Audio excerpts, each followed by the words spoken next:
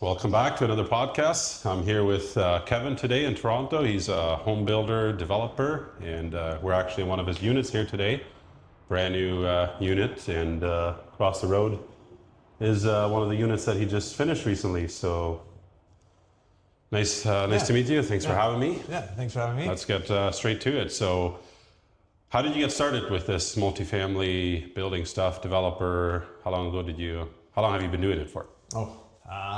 Years. I started back in 2007, actually. I started in student rentals. And that kind of gave me my first kind of flavor into the whole investment game. Back then, I kind of saw this niche where there was a lot of land. This is back in Windsor, Ontario. And so there were a lot of landlords that were coming in and basically buying up houses around the university and just throwing students into the build. And you could see kind of the neighborhood starting to degrade from that. A lot of the landlords just were not taking care of their properties. And so the neighborhood was kind of degrading around the university.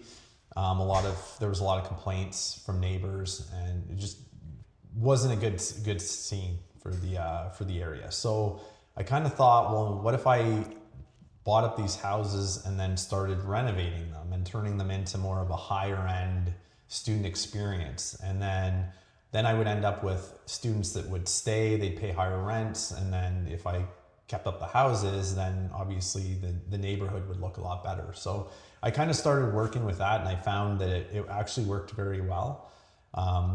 I think I only turned over the students twice over the course that I had the houses, because you just have one or two students leave and then they just refill. So it made it very easy to manage. So you were basically doing BRRRRs on these properties then?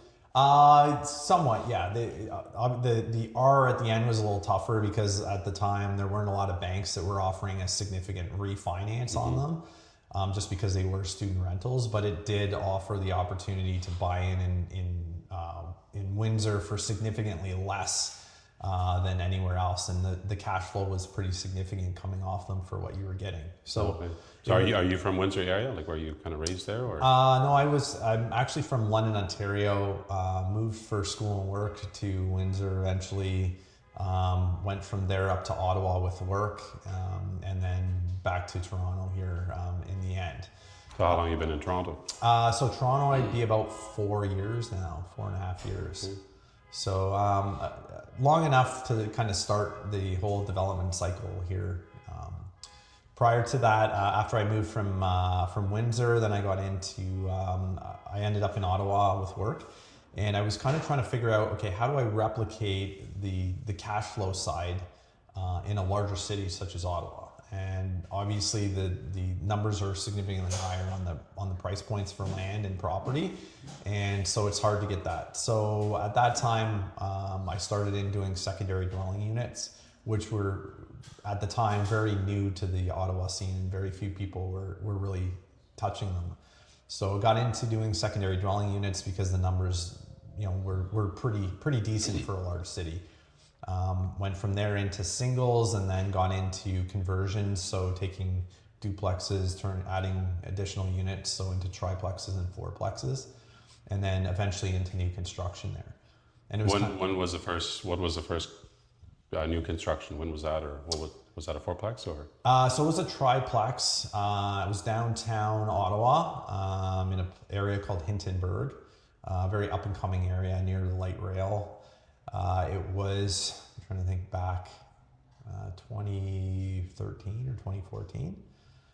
So that was kind of the first one, and then started up expanding, doing a few other ones in there. And then kind of, I guess I'd say 2016 was when I kind of realized, Ottawa, we were very progressive on our building allowances at the time.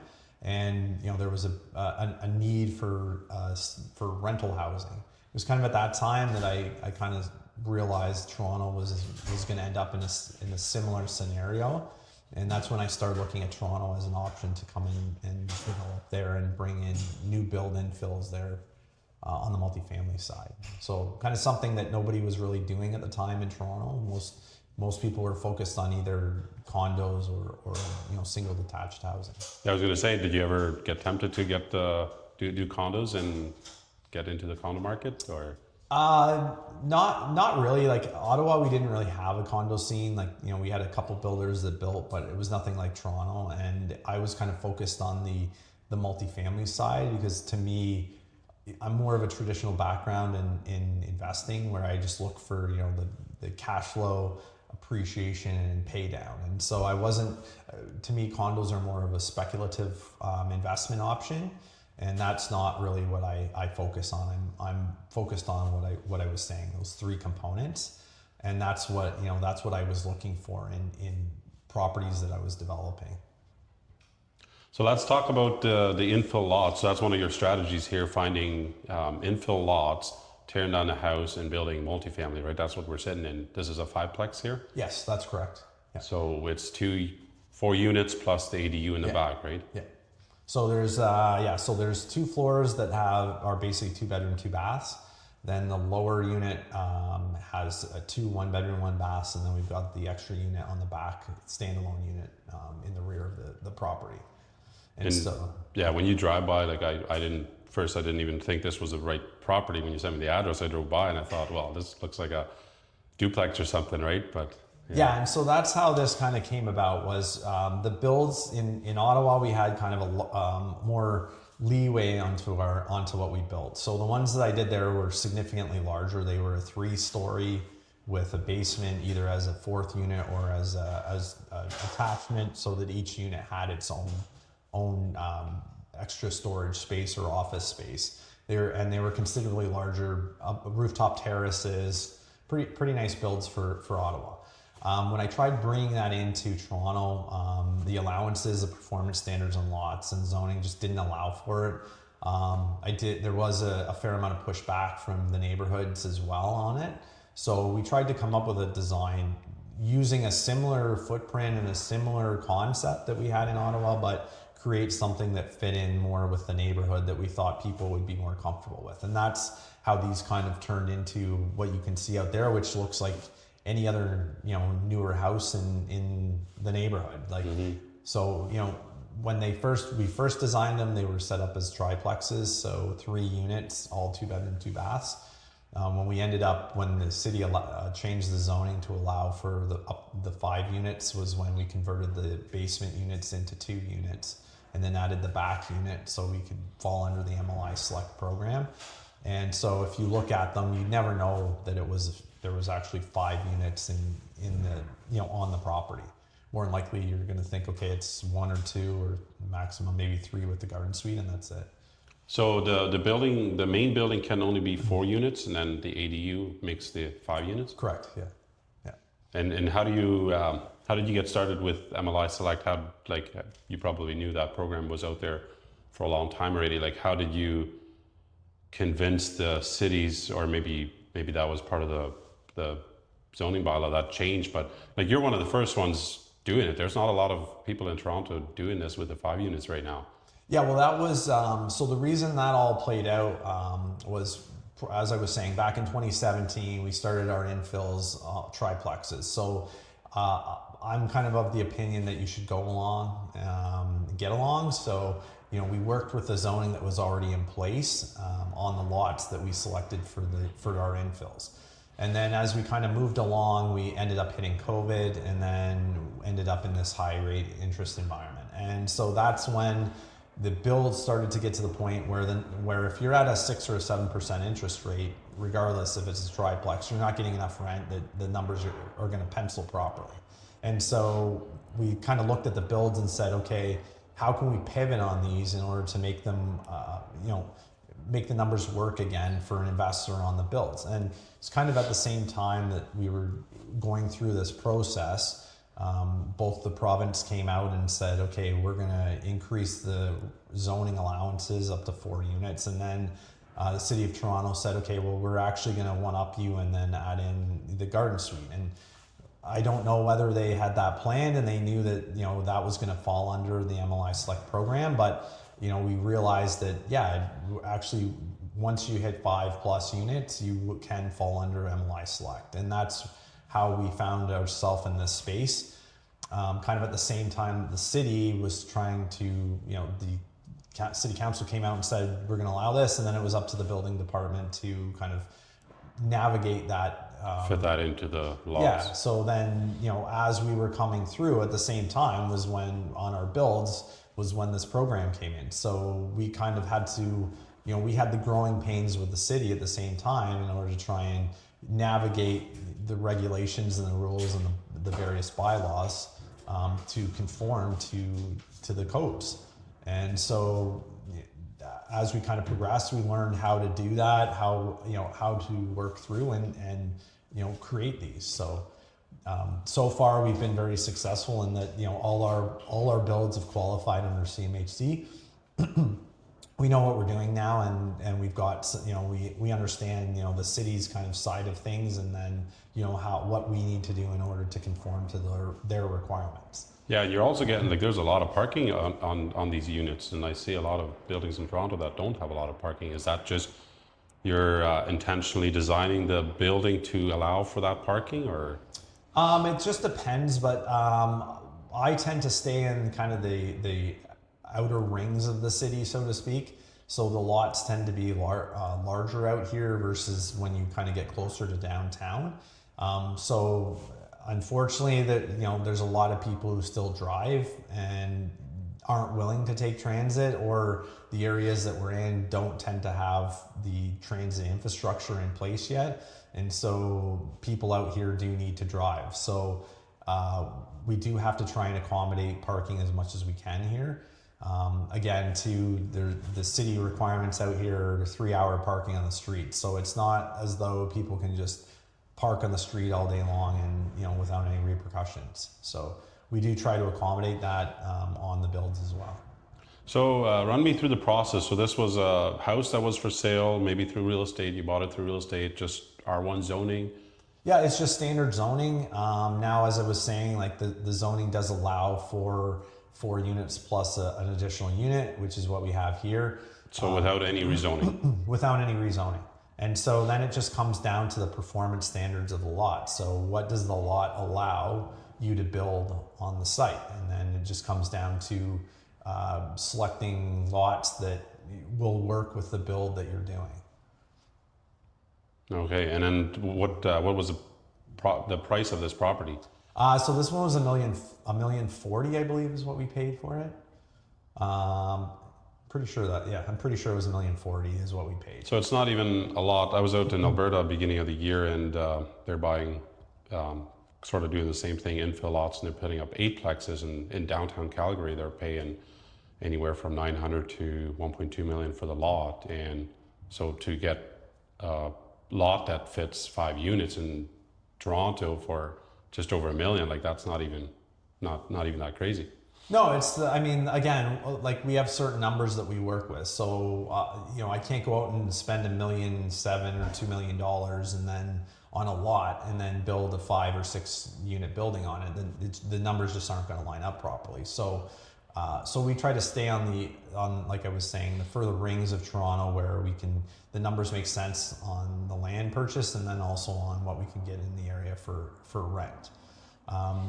Compared to Calgary and out west, I think the only difference that you're getting there is more density. I don't know if the rents are comparable. I think, for a unit that probably rents for $3,000 here, like that may only be about $2,000 or $22,000 in Calgary. So you may have to acquire more units anyway in order to match kind of the same rental income that you're gonna get here. Mm-hmm.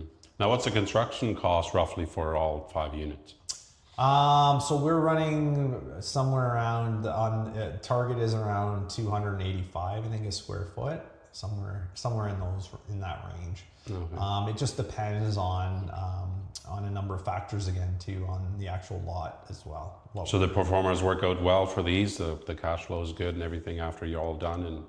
Oh yeah. The numbers work. Like again, we're going through CMHC MLI Select, so it has pretty good terms in regards to the financing option that they provide you with the building, and so the numbers work very well. Is there a lot more infill lots that are in the area, say within Toronto, that this could be done, or is it just kind of you found this niche lot here that happens to have the right zoning and the frontage, or zoning we talked about, but the setbacks and whatever, or is there a lot of them that where you could do this?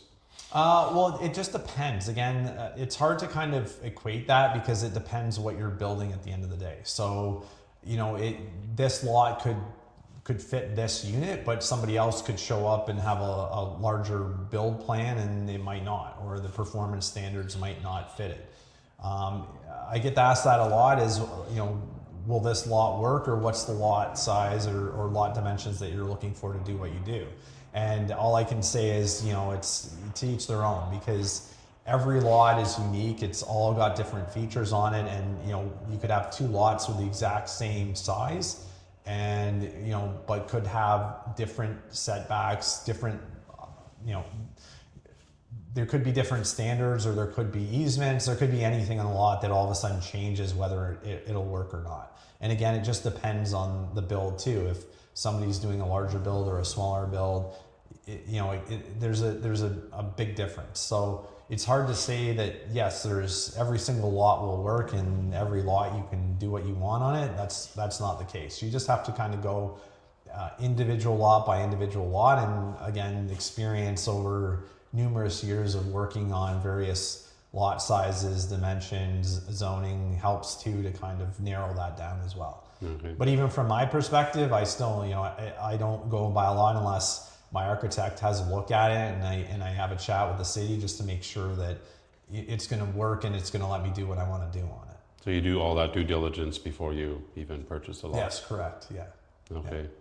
What's some of the biggest growing pain points that you had with working with the city and trying to fit ADUs into the whole puzzle piece, and like what's some of the biggest pain points that you had in regards to permits and all of that? I would say the biggest issues that we consistently run into is the fact that I would say that the code was originally designed, the Ontario Building Code was originally designed from my understanding in order to allow builders to try different techniques and different products and processes. And my understanding was that they were trying to create a kind of like a moving document so that it gave enough flexibility to a builder to kind of expand. And the hope was that would lead to innovation and increased building. What I tend to find is that in the earlier days anyway, it was more of that flexibility was actually used to kind of hamper the process, and more of, well, no, you can't do this because this is the way I'm going to interpret it. And so it was more of how the city decided they wanted to interpret the code. And a lot of times that proved to end up being a negative versus a positive. And I think that's one of the big things is rather than saying yes and then looking at it and saying no, potentially it's automatic no, and then try and prove to us that that it should be a yes. And I think that's the problem is instead of expanding the ability or increasing the level of building and the innovation, it tends to stifle it the way that it's looked at these days. And I'm sure the townships or the cities get overwhelmed too. Where I'm from, we have townships. We don't have cities. It's just smaller municipalities or whatever. So I always say townships, but I'm sure they get an overwhelming amount of calls too from all kinds of people, and their go-to answer is always to say no, and if you want it bad enough, you'll come back and prove that it's going to work, right? Yeah, and I think that's it. And I think again, there was numerous times throughout this process, and I don't fault the planning or the building departments for it because it was brand new to them as well.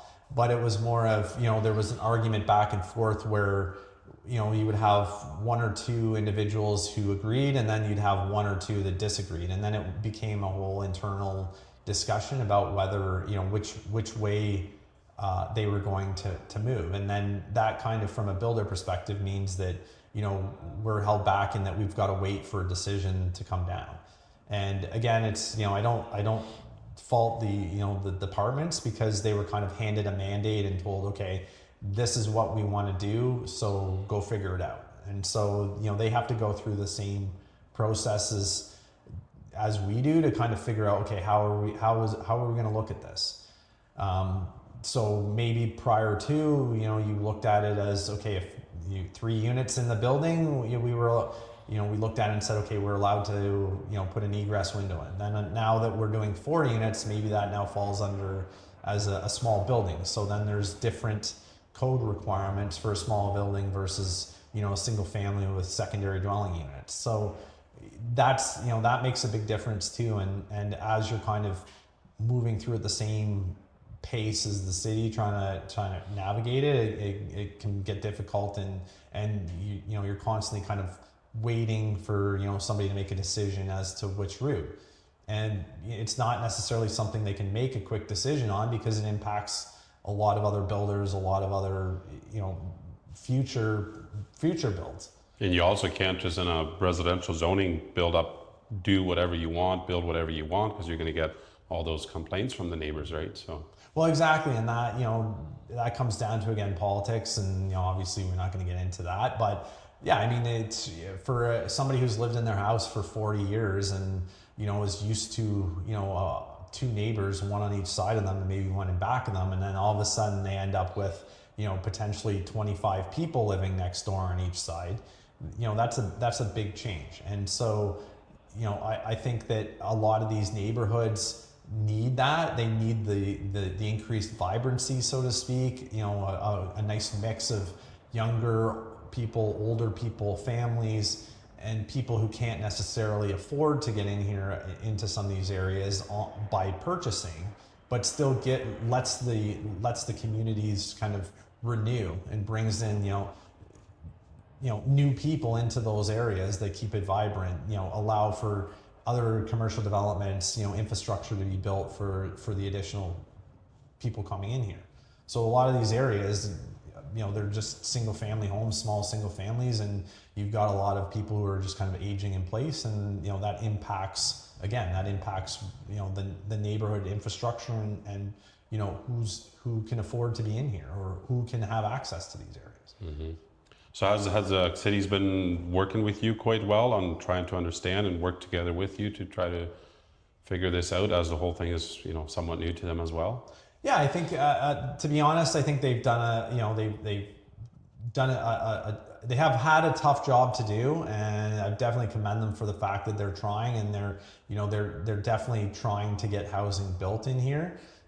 They're listening more, I think, to the builders that are from their experiences, and they're trying to come up with solutions. So I think overall they're definitely we're on the right track. It's just kind of unfortunate that we're dealing with the interest rate environment right now, which is impacting or stifling the ability for builders such as myself to get larger builds or more builds kind of completed.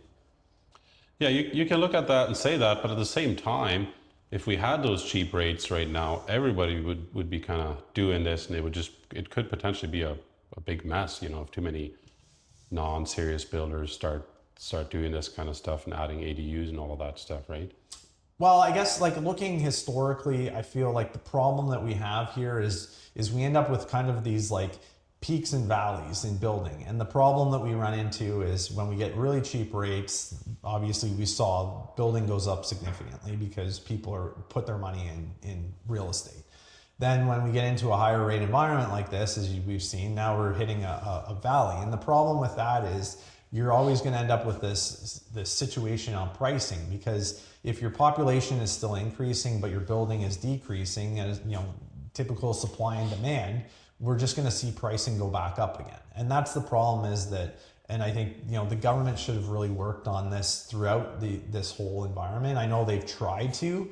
I think they could have definitely stepped in quicker and to a higher degree than they are, in order to keep offer enough incentives, reduce the development charges, in order to keep building going at a pace that we could either catch up or stay consistent. And I think that's the big problem now, is that once we do start, the economy does start to move again, and we do start to see these rates come down, we're going to end up with another supply demand issue, and we're just not going to have enough housing. And the further we fall behind, the harder it is to catch up, and it's just going to mean prices are going to go up again. It's just the law of supply and demand. So until we get that balance correct, we're either going to hit these peaks where, the same scenario where you're going to have a lot of building and pricing is going to go up, and when rates go up and then building drops. So if you're gonna have cycles like that, you need to be able to keep your construction and your building consistent the whole way through. Yeah, and especially with the MLI Select stuff, you can't necessarily go out and charge more, and there's no speculation because the purchaser of that building has to qualify, right? And that's one of the only, nobody is going to purchase this, maybe somebody would, but typically nobody's going to purchase something like this without the MLI Select program, right? Yeah, because the numbers just wouldn't pencil out. Exactly, and that's the thing that's kind of the one positive is that CMHC, the MLI Select program, is kind of kept building going to we're kind of going through this so-called Renaissance era with rentals being built at a much better, quicker pace than we have in I don't know how many decades, I think is what they were talking about, because of the program. If it wasn't for that, I think building would have ground to a complete halt, and then we'd be even an even worse scenario, because on top of not having any housing being built for end users that want to occupy, we wouldn't have anything for investors, and we certainly wouldn't have enough rental housing for, we have a crisis now. It'd be even worse if we weren't able to build, under the MLI Select program, for sure. So have the development charges been dropped here? Did you pay anything for this property here? So development charges are waived on these builds. So we only pay educational development charges. Everything else has been waived on these. So it does offer a very, I guess, beneficial terms, I should say, coming into building these. So has the, what would your total charges, permits, and all the city fees be for this here? I think we're probably about 15,000. Really? Yeah. So instead of 200,000-300,000. No. So for example, on a secondary dwelling unit, Toronto defers the if you do a garden suite, you can defer the development charges over the period of 10 years. So on a standard, if you were to pay for the development charges on the garden suite normally, be about $130,000. But in the city of Toronto, they allow for deferral of that, so that if you keep that garden suite with the property and as a garden suite rental for 10 years, then those development charges are waived at the end of those 10 years, and you don't have to pay them back. Oh, okay. So obviously that's just a loan for a secondary or garden suite. That's a significant savings, at the end of the day. So, $130,000 is the difference between, making the numbers line up and pencil versus, somebody saying that it's not going to work. Because at that point you're probably, you'd be close to almost 50% of the cost of building it would be just development charges alone.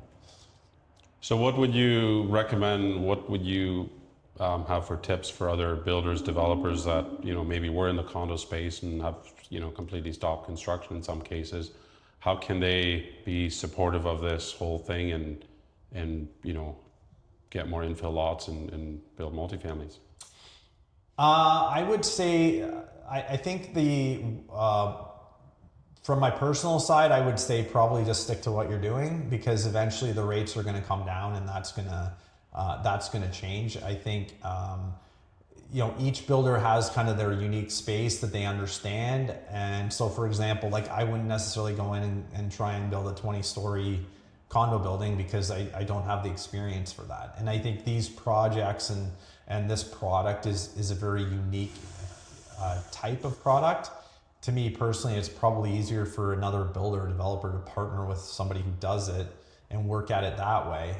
So each has its own unique, specialties that and you come together with your synergy. But I don't necessarily think somebody like Tridel is going to want to come in and build 100 of these, because I don't think the numbers or what it would make sense for them. So I think it's easier for them to kind of sit and wait, as we see these rates start to come down and the market starts to pick up again, rather than trying to take a year to figure these out and then kind of go into them and start building them when a year or two we're probably going to be back to a healthy market or a more stable market anyway. Yeah, that's a good point, because you've had years of experience in doing these ADUs and all of this stuff, right? So you can't just drop what you're doing now and come and be an expert at something like this. So yeah, and I think it's just a lot easier. Like everybody seems to want to do it themselves, but I my experience, it's always better to partner with somebody who has the experience, leverage that, bring to the table what you offer, and then you probably end up much further ahead and something that makes sense versus trying to go it alone and figure it out on your own and try and spend another 10 or 15 years to get it right. So if somebody wants to partner up with you and build, you build something, or there's an investor, you would have more projects coming up in the near future that they could purchase or partner up with you? Yeah, so we actually have a couple different models. So we've got a fund that's launched launching this month that basically will be building. It's a registered fund. We're targeting to raise about 10 million. We've already raised a good chunk of that already. We'll be building a number of these and then bringing them to market for sale. So that's for investors who just want to purchase the end product. The other option that we have is we do have a lender that we're working with that offers us very good terms for an investor to come in. They are working with an 85% loan to cost. So the investor only has to come up with 15% in order to get involved. At the end of the project, they get the whole build themselves, they get all the equity, they get the cash flow, they get the benefits of CMHC MLI, and on top of that, you're refinancing at 95%. So you're getting most of your money back out to do it again. And that's kind of our bread and butter, that we work with investors to build portfolios. A lot of investors that I've talked to are just under the impression or the assumption that you have to have super deep pockets in order to work in Toronto and invest in Toronto, or you're stuck on small condos, and that's just not the case. So the dollars that you normally be spending in places like Alberta and other cities, you can easily get into the Toronto market with similar capital requirements now that we have these beneficial programs that we're working in. So let's to wrap it up here, let's talk a bit about the CMHC MLI Select for those that don't know how the program works. What is your down payment? What's the mortgage? How break that down a bit? So just to give you kind of background, so the MLI Select CMHC, or the Government of Canada, came up with this CMHC MLI Select program in order to entice builders to build rental housing in Canada. And so previously, most builders would just focus on a condo or a house scenario where they're in and they're out. So, they build it, they sell it, they get their profit, and they move on. Obviously, with rental housing, that's usually different, because you're into it for a longer term in order to realize profit off of it. So you've got your first years that you're paying for capital upgrades, capital requirements. You've got rental income coming in, so you're not selling it. So the terms under MLI Select allow for up to a 50-year amortization, 95% loan to value on it, and then a preferential rate. So the rate's off of the Canadian mortgage bond rate, which currently I think we're sitting, most of the lenders are kind of offering around a 3.5 right now on the rate. So when you couple the longer amortization with the lower rate and then the high leverage, it gives you a very appealing financing option for rental properties. So you actually cash flow. So you're cash flowing, and again, you're getting pretty much all of your money, if not all of it, back out of the build at the end of the day, and then you can rinse and repeat again.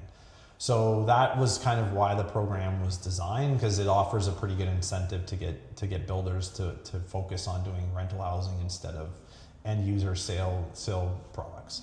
Mm-hmm. The program's split into three components: that energy efficiency, affordability, and accessibility. And based off of those three components that you have in your build, pushes you a certain point level, which then gives you the higher amortization, lower rate, and the higher leveraged amount.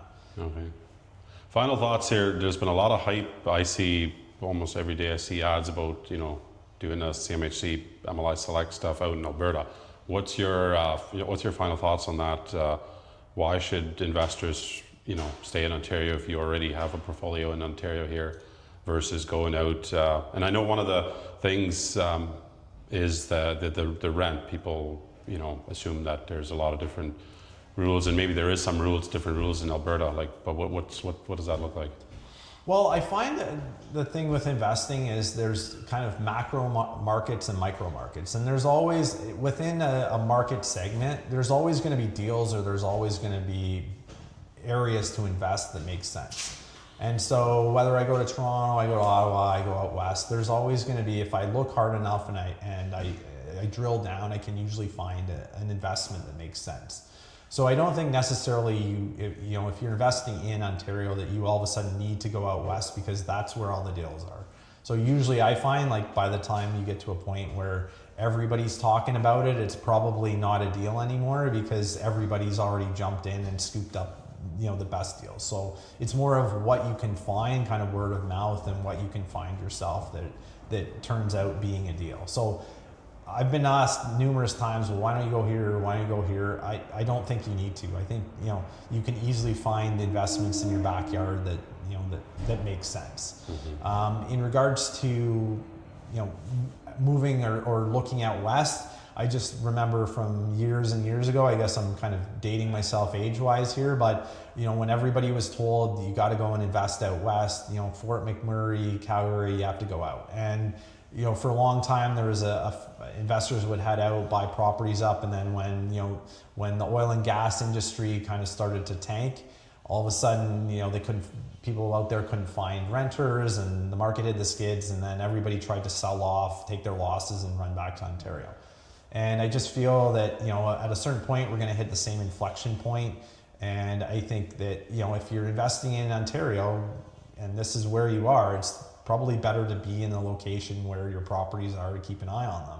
So if the market slows, you don't have to run out to Calgary or worry about who am I going to have manage this property or take care of it while I'm here. And the talking points that I consistently hear are, well, it's like you're saying, tenants are, it's easier to deal with tenants out in Calgary. And that always confuses me, because for the last 10 years, the Residential Tenancy Act in Ontario hasn't changed, and we enough people were buying condos and houses to rent them out, and I didn't see a mass exodus of investors saying, oh, the tenants are terrible, don't invest here, don't do this. So I don't really see that. If you screen your tenants correctly, you have you keep your property up, you probably aren't going to have problems with tenants, just like you didn't last year, the year before, the year before. Yeah, because often the tenants' issues are more landlord issues. They're not willing to communicate with them. There's poor communication, poor building or upkeep of the building, right, which often causes bad tenants. So. Yeah, and I learned that from an early age. Like I was saying, when I invested in student rentals in Windsor, I always made sure my places were well kept. I furnished them; they were good.